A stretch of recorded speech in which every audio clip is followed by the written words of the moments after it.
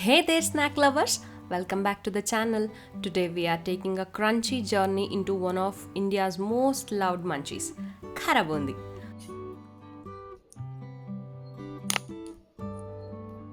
Perfect for a snack, an evening chai partner, or even a topping for your favorite dish like bisibelebath.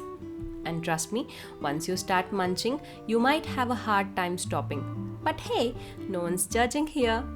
Alright, let's get started. First, we add 1 cup of gram flour, our main ingredient. Next, to bring in that perfect crunch, let's add half cup of rice flour. We'll now add a little heat with half tablespoon of red chili powder. Not too much, just enough to keep things interesting. Then, quarter tablespoon of turmeric powder because we all love that golden glow, right? And of course, quarter tablespoon of hing. It may be a small ingredient, but its aroma is unforgettable. Finally, a pinch of baking soda to keep the bundis light and crispy, and add salt to taste. Now give everything a good mix. Slowly add water little by little until you get a smooth batter, the consistency of dosa batter, not too thick, not too thin. Just the right amount of magic for those perfect bundis. It's time to fry. Heat up a pan and pour in enough oil for deep frying. Grab your slotted spoon, pour a little batter onto it and gently spread it over the hot oil. Watch as those tiny droplets transform into a beautiful golden bundis. This is when the magic happens.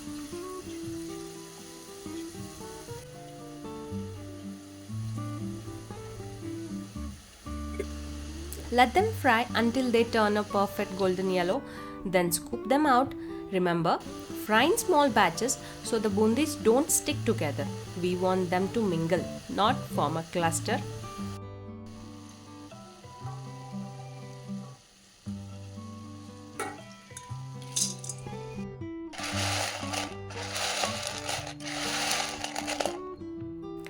Now, let's add some delicious extras. Fry half cup of peanuts until crispy. Then toss in a handful of thinly sliced dried coconut until it turns golden brown.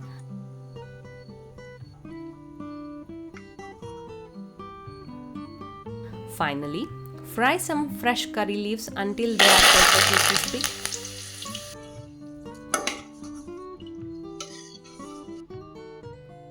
This trio will make your bundi mix to the next level. Once everything is ready, in a large bowl, combine the bundis with the fried peanuts, coconut slices and curry leaves.